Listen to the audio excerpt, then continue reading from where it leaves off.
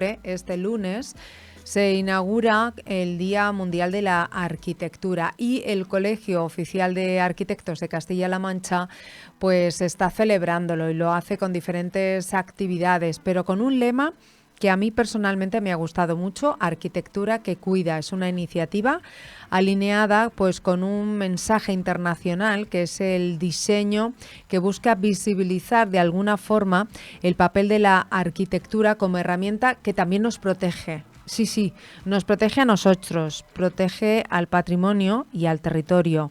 El presidente de los arquitectos en Albacete es Eduardo Mascañi, lo tenemos ya en los estudios de radio. Eduardo, ¿qué tal? Muy buenas. Hola María, buenos días. Qué concepto, ¿verdad? Arquitectura que cuida. Y es que es verdad, hay que cuidar del ser humano en donde vivimos, cómo estamos, qué hacemos, cómo nos movemos, y no solo en una vivienda, sino también en el patrimonio. Efectivamente, es un concepto muy amplio y es el concepto primigenio de la arquitectura. La arquitectura, como muchas veces hemos comentado, surge de esa necesidad del ser humano de protegerse de una naturaleza, ¿no?, que es hostil, pero claro, ese concepto ha evolucionado muchísimo hasta llegar al día de hoy, y hoy en día pues esa arquitectura, como digo, nos cuida en nuestro día a día, nos cuida en nuestros hogares, o nos debe de cuidar, debe de ser siempre el pensamiento que debe de dirigir nuestros proyectos, ¿no? Entonces nos cuida en nuestros hogares, nos cuida en nuestros lugares de trabajo, nos cuida día a día en nuestras calles. Nuestras ciudades deben de estar pensadas por y para las personas, y como bien has dicho también, la arquitectura debe de cuidar de un patrimonio, debe cuidar de un territorio. Sí, es un concepto muy amplio. Eduardo, ¿y cómo se traduce todo eso a los proyectos que actualmente hay en los diferentes estudios de arquitectura, ¿no? Personalmente, por ejemplo, tú cuando haces un proyecto, ¿cómo cuidas de las personas en ese proyecto? Bueno, tú y todos los arquitectos. La arquitectura debe dar respuestas. Al final los arquitectos nos encontramos con un encargo profesional. Ese encargo profesional pues plantea una serie de requisitos y una serie de problemáticas a las que tenemos que dar solución.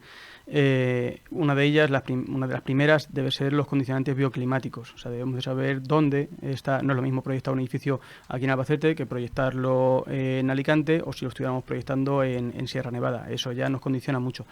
Tenemos que dar respuesta, como digo, a esos condicionantes bioclimáticos. Tenemos que ver cómo se orienta la vivienda, en función de esa orientación, pues cómo abrir esos huecos de fachada, esas ventanas, cómo proteger pasivamente del soleamiento esas ventanas para que la incidencia solar no sea perjudicial. Hay que ver cómo ventilamos esa vivienda, y ya dentro de la vivienda pues habrá que ver cómo organizamos los espacios, cómo distribuimos, cómo agrupamos zona de día, zona de noche, en función de los usos, en función también de cómo vivan sus usuarios. Es una de las primeras preguntas que se debe hacer al propietario de una vivienda: cómo vive, y en función de cómo vive pues ordenamos el proyecto. Fíjate, ahora que hablar de ordenar, no sé si dentro de los planes de organización y de ordenación del Ayuntamiento de Albacete ahora se va a hacer una inversión muy grande dentro de la zona del ensanche, en esos espacios comunes que tenemos habitualmente, ¿no? ¿Cómo podemos traducir precisamente esa arquitectura, ese diseño, a cómo confeccionamos una ciudad? ¿Qué hay que tener en cuenta para hacer ese plan de ordenación y esa inversión que se va a hacer de aceras, de accesos? ¿Cómo nos cuida esa arquitectura? Bueno, si un proyecto arquitectónico es complejo, cuando nos vamos a la escala urbana todavía es mucho más complejo, porque además los proyectos evolucionan.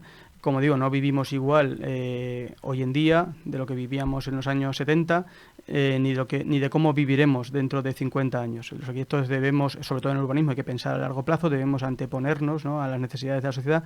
Claro, ¿qué ocurre? Que el ensanche de Albacete es un ensanche concebido y construido en los años 60, 70. Como decimos, ha cambiado mucho la forma de vivir hoy en día. Y el ensanche, pues sabemos, se ha estudiado, y que tiene una serie de problemas a los que debería de darse respuesta. Algunos de ellos son complejos, son muy complicados, y las actuaciones que requeriría son de una magnitud que se nos escapa, ¿no? Veríamos que en París, por ejemplo, sí que lo hizo el barón Haussmann, que derribó miles de edificios para abrir las grandes avenidas de París. Claro, eso es muy controvertido, cómo desalojas a personas de sus viviendas, ¿no? Cómo las reubicas es muy complicado, pero bueno, hay otras actuaciones menores que se deben de hacer y que se van a hacer. Bueno, ¿qué actividades habéis preparado con motivo de esta celebración? Pues muchas.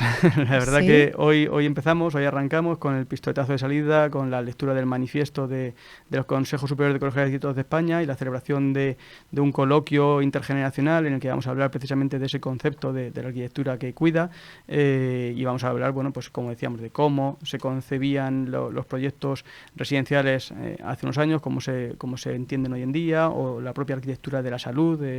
Hoy, por ejemplo, hablabais, ¿no?, de que estamos de enhorabuena en Albacete con la inauguración de esa ampliación del Hospital General Universitario, que como bien has apuntado también, pues terminará dentro de unos años con la renovación integral incluso del edificio que hoy en día conocemos. Luego, bueno, hemos organizado también exposiciones, varias de ellas, pero bueno, a mí especialmente la que más me alegra es la que tendremos en el mes de diciembre, que va a ser la que conmemore el centenario de la construcción del Pasaje de Lodares. Este año, 2025, perdón, se cumplen 100 años de su construcción en 1925. Hemos organizado también un taller para niños. Sin duda, no solamente en Albacete, sino en toda España. Así es. Los albaceteños podemos decir orgullosos que tenemos una de las calles más bonitas de España. Sí, sí. También hemos organizado conferencias, algunas de ellas en colaboración con la Fundación Esteban Berlanga. Un taller para niños. Vamos a hacer el día 30 de octubre una visita precisamente con nuestro compañero Francisco Candel al edificio polivalente que estábamos nombrando ahora mismo, del Hospital General Universitario. Un viaje arquitectónico a Madrid. Bueno, múltiples actividades. ¿Cómo se puede fomentar una arquitectura más abierta, más humana? Estabas hablando de niños, ¿no? De que vais también a las aulas, de que los más pequeños conocen, ¿no? Y fomentar un poquito ese tipo de iniciativas, fíjate, ¿no? Acercarla. Efectivamente, o sea, me voy un poco a mi campo, ¿no? El diseño arquitectónico también puede fomentar esa cohesión social, esa interacción. Como decíamos, una ciudad que no tiene zonas públicas donde poder interactuar las personas, pues es una ciudad muy distinta de aquella que sí que cumple, ¿no?, con esos requisitos, pues, de zonas verdes o de plazas donde interactuar, donde relacionarnos, no solamente entre núcleos familiares o entre grupos sociales, sino también mayores, con niños. Al final eso es calidad de vida. Hay un boom, yo creo, ahora mismo de arquitectura humana, de tener en cuenta precisamente a quién va a habitar o qué va a habitar el edificio en el que se está diseñando.